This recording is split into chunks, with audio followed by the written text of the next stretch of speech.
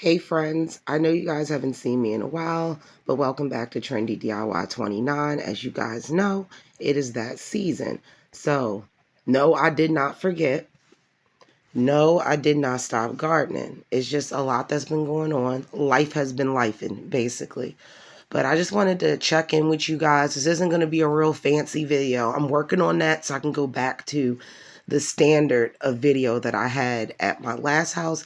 So just bear with me. I just wanted to let you guys know what I plan on growing this year. Of course, I have my plants already started in my grow station. I have some plants out in the garden. I already reconditioned my soils and my pots. I didn't think to record that because I've already recorded that for you guys. But as you can see right here, these are all of the seeds so far that I've started. And I think there's a few that I started yesterday. If you're wondering where I'm at, I'm literally sitting in my bed right now because I was going through what I grew and what I still need to get started, So this is going to be in no particular order because as you guys can see, it's wild. Just every time I sewed something, I would stick it in here. These are my plant markers. I just brought a case of them a few years back because I felt like as many plants as I start, just buy I think I brought 1,000 pack or something. So I'm just going to ramble them through. I may give a little bit of insight on some of them. The first one, I've had these seeds for a while, Baker Creek, the Suju Baby, Bok Choy. As you guys can see, Bok Choy, of course, you can harvest these smaller or you can let them get the full size. But these are pretty good in cool weather. That's the reason why they're outside right now, but they have not been up planted. They're growing in like one of those 6-packs. So I'm growing those. I have these sugar snap peas. Now, and I actually, guys, went to Valley View Farm, so I'm definitely going to be filming a video the next time I go back for you guys. I just went on like a gloomy, rainy day, and I was like, no, I want to go when it's sunny and, the plant's a little bit more happy.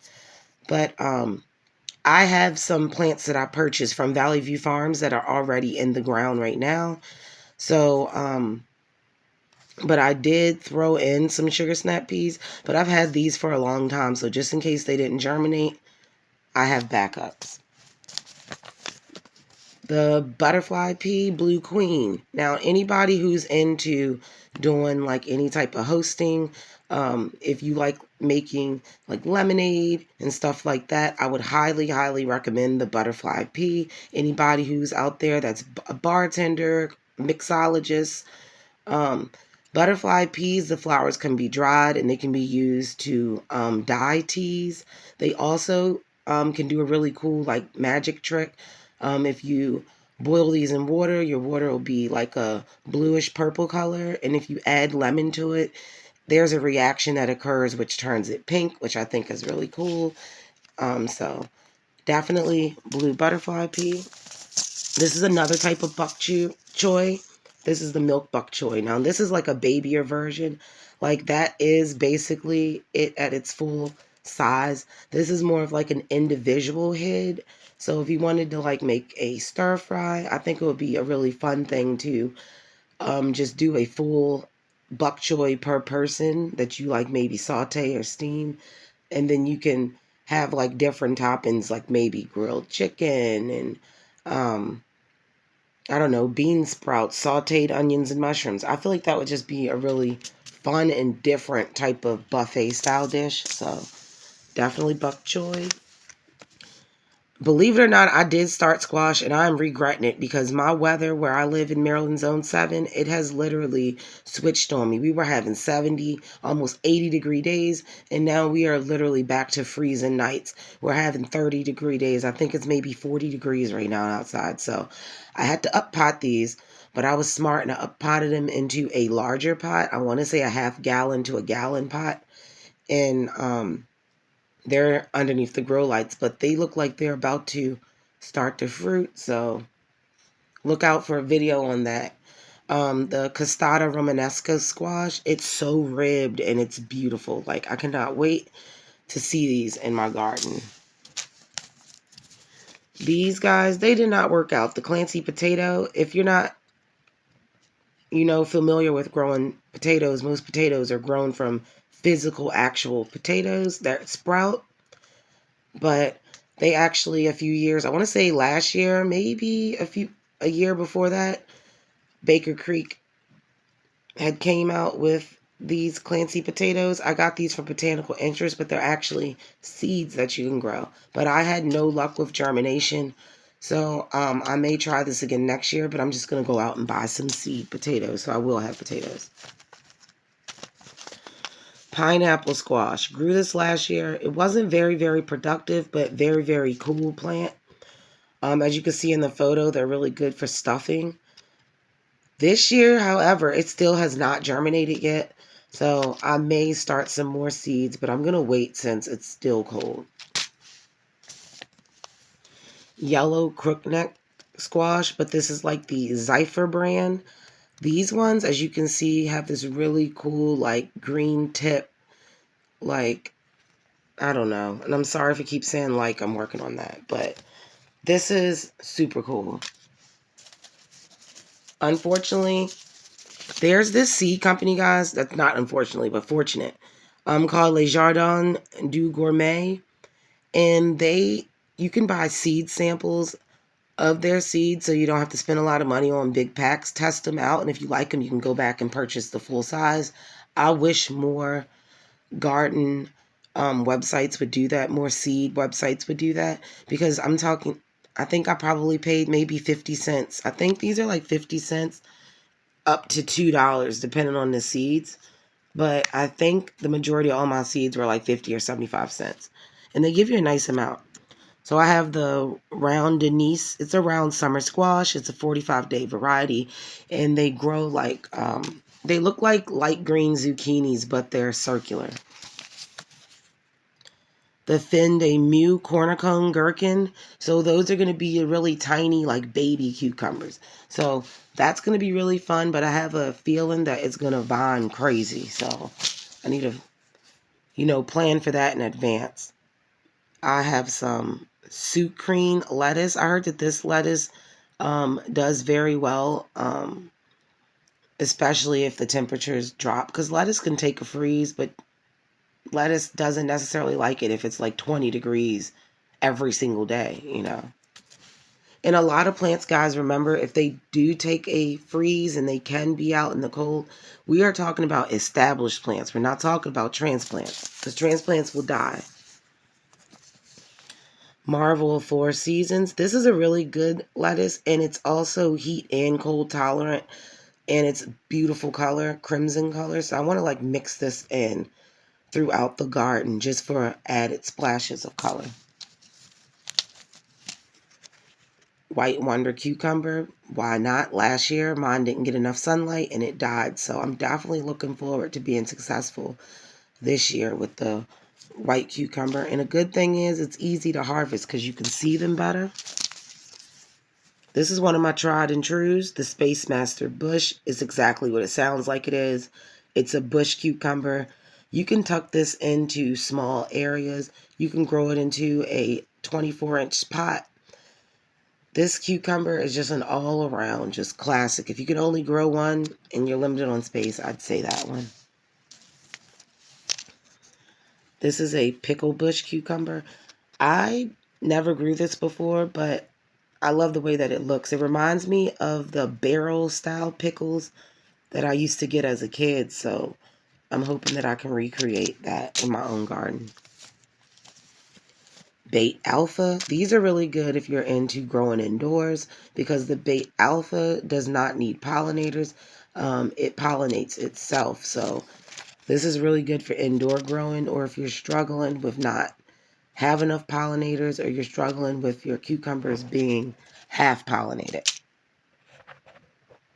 Because I had that issue at my last house because I had so many plants in that garden that sometimes it just didn't get enough pollen, so you would end up with some really funky looking squash or cucumbers.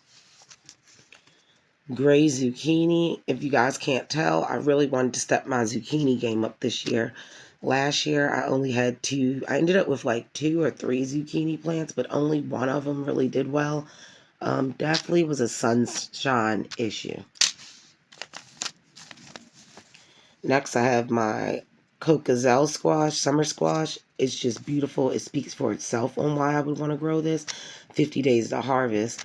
And this one is very productive. Armenian yard long cucumber. This one, I just love it. I grew it before. I will probably continue to keep this on my must grow list because you get a lot of vegetable off of this. So this thing can grow up to like a yard in length. Okra. Normally, I will grow the Clemson spineless, but I found these seeds in my seed stash, and I'm like, why did I grow these? So I decided to try out the Louisiana green velvet. I may or may not start the Clemson spineless because, as you guys know, space is an issue right now for me. So until I move, I'm really trying to just grow the ones that I really love or the ones I've never grown before. Carpet zinnias. I wanted to grow this to help with bringing in my pollinators. So carpet zinnias, beautiful. Broccoli rapini. Now, to me, I prefer the flavor of broccoli rabe over headed broccoli, and also it does not take as long to grow. And it's kind of like cut and come again, so you will continue to get more broccoli sprouts. So broccoli rabe right now, it's outside, but it's not doing too well, so I may or may not get broccoli rabe because it's going to warm up soon, guys. So this video, wow, is getting long pretty fast, and I feel like I haven't even got through half of them. So let's try this again. Gelber English or custard squash. I just feel like that there's endless things you can do with this, so I'm definitely looking forward to getting this, and I'm curious to know if it's sweet because I'm thinking that it's sweet, but I'm not sure. Ford Hook Giant Swiss chard. You can basically, this thing is indestructible. If you've never grown Swiss chard before, if you're a beginning gardener, I always highly recommend start off with some Swiss chard because it's a very, very easy, forgiving plant. Does good in cool and warm weather. Red Russian kale. Of course, I want to get some kale out because kale also does really good in cool weather. And a lot of the kales and brassicas are biennials, so you really don't have to worry about this going to seed the first year. Some Rogue Dehiver. Now, this is a very, very good heat and cold tolerant lettuce. So I highly recommend that you try this lettuce in your garden. If you have any extreme temperature changes, I definitely would say get this. Slow bolting cilantro. I did not put that outside yet, but that does really good in like cooler weather. But I will be putting it outside once it gets bigger because you don't really want to throw your transplants out in the elements, guys, until they have like some extra leaves, they have some good root development, because any real big change in temperature could cause them to die. Some flat leaf parsley. I buy it a lot, I use a lot, so why not grow my own? The dwarf thyme, I'm thinking that this needed to be stratified, and like most herbs do. So I did not stratify this. So I feel like that's the reason why it still hasn't sprouted. But if you're familiar with stratification, it's just giving your seeds a certain period of time in coldness and then planting them afterwards. A lot of people put them in their freezer. You can do that for a few weeks. I like to put mine in for like a month or two, but it's up to you. So like stevia, that still hasn't sprouted, natural sweetener. My lemon balm, it has sprouted, so the lemon balm, I will have that. Really good for tea. Tulsi basil. I've grown all different types of basil, so I decided to try the Tulsi holy basil this year. I want to try this for tea. It's very aromatic. I heard that it has a licorice type of star anise flavor to it, so I'm curious to know. The orange hat tomato, it speaks for itself. Just absolutely adorable. Gets about 9 inches tall. Yes, you heard me. Very, very tiny one. I'm definitely going to put a few of these in my green stalk. Big rainbow, classic heirloom. Really Don't need to say much. Beautiful tomato. It can take a while though to ripen, so I'm not sure how many of these I'm going to plant.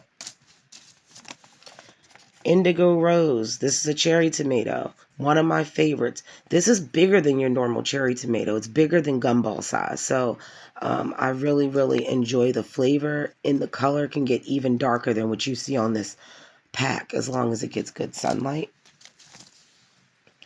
Black Beauty. I've never really had very good luck with the Black Beauty, but it's just beautiful to look at. So I always will try, if I can, fit it in my garden. It tends to get sick. This is something I came across at Lowe's, and I said, you know what? I don't have really any yellow tomatoes I'm growing this year, so let me just pick up a pack. And I picked this organic yellow perfection tomato. I thought that the color was very beautiful. It looked like that they were a nice manageable size, so they probably don't need as much staking as some of my other larger tomatoes. So definitely will be giving you guys a full review on this one because I've never tried it. Thornburn terracotta, to me, it does not give you a big production, but it's really big on flavor, so it deserves to be grown. This Calon Chinese broccoli, I've never grown this yet, had the seeds for a while, so I'm hoping that I can get this, but I was kind of late with getting these started, and if the warm weather comes back, I could potentially lose these. Very, very excited about these. Now, aromas from last year were the tomatoes that did the best for me in my shady type garden. But this tomato Roma, this is a Supremo variety. So it's supposed to have extra large fruit, and it's supposed to be really, really disease resistant. So I will be the judge of that. So if they're talking about that this is really productive and the last ones were productive, I can only wonder how many I'm going to get. And based off this picture, it looks like they may grow in clusters. My tried and true eggplant variety, Chinese eggplant, is always the first eggplant to produce, and it's always the last one to stop. Black creme. Words, there's really no words for this. Beautiful tomato, classic heirloom, very well known, very meaty texture, smoky, flavorful tomato. So if you've never grown the black creme, I will recommend it. And to me, it doesn't take that long to grow, but don't expect massive yields because I've never had massive yields. But Purple Bumblebee, you will get a lot. Like, they grow a lot of delicious stripy type tomatoes. So I recommend Purple Bumblebee. And I believe this comes in green, red, and yellow, but I could be mistaken. Chocolate pear. I wanted a pear-shaped one in my garden, at least one. I really like it. I grew yellow pear a few years back. It did not do well for me at all. So I went back to my chocolate pear, tried and true. This one died. It was the Sweet Million. But that one grows really crazy and wild, so I probably won't even pick up a started plant of the Sweet Million, guys, just because it was just overwhelming how much branching it did. It does create a ton, like millions, you'll feel like, of that tomato. But to me, for my situation and my smaller garden space, it wasn't worth the space that I was trying to take. This is a yellow plum tomato. I need to check because this one I planted later than some of the other ones. So it may or may not be sprouted yet. Rutgers. This was a tomato that was created by, I think there's like Rutgers University. Well, they actually made the tomato better because it already had existed. But this is a really good tomato for people who live in the cooler climates. And normally around, October, September, my tomatoes, they start to struggle because it's too cold and they'll just stop producing. So I wanted to have a few cold hardy tomato plants because to me, I find it hard to believe that tomatoes would be okay with cold. So this is definitely an experiment. So I will be making a video on that later on in the season. This is another sample. This is the Marmande heirloom tomato. It's semi-determinate. This is another tomato that they say does well in colder weather, so I decided to grow that one. I don't know what it is about this. I don't know if it's just this is a bad pack of seeds, but last year the cream sausage didn't grow. This year the cream sausage didn't grow, and I'm probably going to try to start some more because I'm that pressed to grow the cream sausage because it's a bush variety, and just look at that color. That'd be a really nice, backdrop of color behind other tomatoes because I'm going to have a lot of red ones too. YOLO Wonder Pepper. Not my favorite bell pepper, but it's the seeds that I had, so we'll see how it goes this year. But bell peppers, to me, they tend to not produce as much as the smaller pepper varieties, but that could just be my climate. Another tried and true Rosita eggplant. This one is actually very productive, and you get bigger fruit.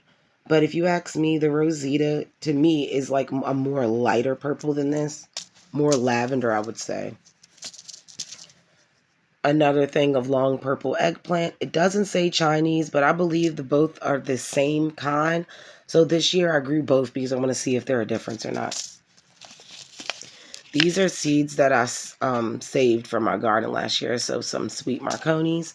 Now, guys, the fun thing is I may have some crosses and some weird hybrids this year because I grew a lot of peppers close together and I did not protect the flower. If you want to make sure that your peppers are true to type and your tomatoes and everything is true to type when you save the seeds, then you want to protect that flower bud from it getting cross-pollinated from other varieties. So you can do that with like a little mesh bag or something like that to cover it up while the fruit is growing. Sweet California Wonder. Not sure how this is going to do, but I said, you know what? I'm going to grow the California Wonder and the YOLO Wonder, and let's see whichever one does the best will be the one that stays in the garden for next year. I'm sad, guys, because I think all the Lesias died. These were seeds that I saved last year, but the Lesia is always the first pepper to produce, so I may or may not start some more, because peppers, you kind of want to start those 8, 10, sometimes 12 weeks before they're ready to go outside because you want a good head start because peppers can take a while, especially the larger varieties. I have a yellow sweet pepper. This is like a lunchbox size pepper. I'm growing this one, that one. This one actually did sprout because I did check. I check almost like every few days.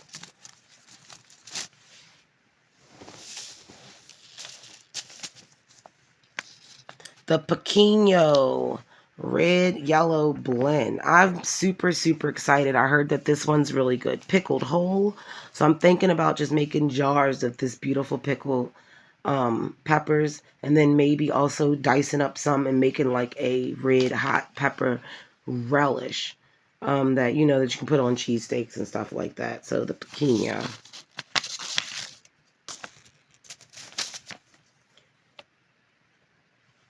Oregano, Greek oregano. Oh my gosh, guys, now for this. I've never grew this before. Super adorable, super cute. But I only had one that germinated. So, because I did not do the whole pack. I'm terrified that if that one dies, I may not get to grow this beauty. So I might be starting a few more because since it's supposed to be an early producing eggplant, I may try to grow more. Megatron jalapeno speaks for itself. 4.5-inch long pods. Cannot wait because I want to make like some crab meat and cheese stuffed jalapeno poppers. The shishito, one of my favorite peppers. Only thing you got to do, guys, grill them whole, sprinkle them with like some soy sauce. I like to make like a blend like soy sauce, some brown sugar, sesame oil, ginger, and garlic. Whisk that all together. Throw that on top. Let them simmer. After you grill them, you get a little bit of that char. Absolutely delicious. So the shishito. The santaka. To me, it looks like a Thai chili, but I just love how the peppers grow upright, and they're really hot, but they're good in containers, so if you have a small space, the santaka. So he might go inside of the green stalk. Oh, they're two stuck together. The early white bush scallop, I really enjoyed that last year. 50 days. It was absolutely delicious and it didn't get too big. And then this was a lettuce. I'm not sure if it survived or not, but it was the Ice Queen lettuce. Just look how big and beautiful that is. But I'm running out of cool days, so I'm not sure. Cubanelle, delicious, delicious pepper. I highly recommend. This is good for just fresh snacking if you want to do like a veggie tray or a charcuterie board. I feel like these would be the star of the show. Very excited about the Artisan Tiger Stripes blend. Of course, it's a blend, so I don't know if I grew like the pink ones or if I grew the yellow ones or the red ones, but I have multiple plants, so hopefully I grew one of each. Oh my gosh, this video is longer than I want it. We have the Joe E. Parker hot pepper. I've been hearing great things about this for years, so I decided to give it a chance. No courbace. The courbaces did not germinate, so I may or may not start some more. Because you guys know that's one of my favorite, tried and true. That's normally right after the Lesias come in. I'm sorry, guys. It's the courbace. So we have celery, guys. I'm so excited because I've never grew celery ever in my garden. Not even from started plants, not from seeds, not from anything. So I actually am very proud that I was able to get celery to sprout. It wouldn't be my garden without lettuce leaf. Basil grows really, really big leaves. Really good for wraps. Golden Jenny melon. I am very, very excited. I grew the Minnesota midget melon before, so I'm looking forward to this one as well. Mini Hubbard squash. I was very curious because I really have never dabbled into winter squash. They tend to vine a lot. They tend to take up a lot of space, and they tend to take a very long time. So that's why I normally don't grow them, but I'm willing to fight with this one this year because I am curious to see if you can grow a winter squash in a container. King Richard leeks, they died, but they have these pre-started at Valley View Farm, so I may pick up some. Now, guys, for my the most anticipated pepper of the entire season, it's going to go to the Bacia Bajío. Look, these are jet black pods. If this thing is not intimidating, I don't know what is. This pepper has very, very tough skin. It's mostly used in like a lot of Latin Mexican cooking. You can find this pepper in like mole sauces. So I'm not sure what I'm going to do with it, but I damn sure want to see it grow. Early prolific straight neck, heirloom, high quality, heavy producer. You will find this in most people's garden all over the United States. The ancho chili. Definitely I'm looking forward to this one too because I love Latin food. You can dry this one. If it's green, it's a poblano. It's an ancho chili. When it turns red, you can dry it. It's very, very, very versatile. I've never grew it, believe it or not, guys, but the Tabasco pepper.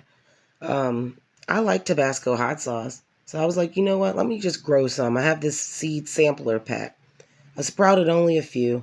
It doesn't get that big and crazy if you keep it in a small pot. What I've learned, peppers only get as big as the pot you put them in. So if you don't want a big, gigantic pepper tree, don't put it in a big, gigantic pot.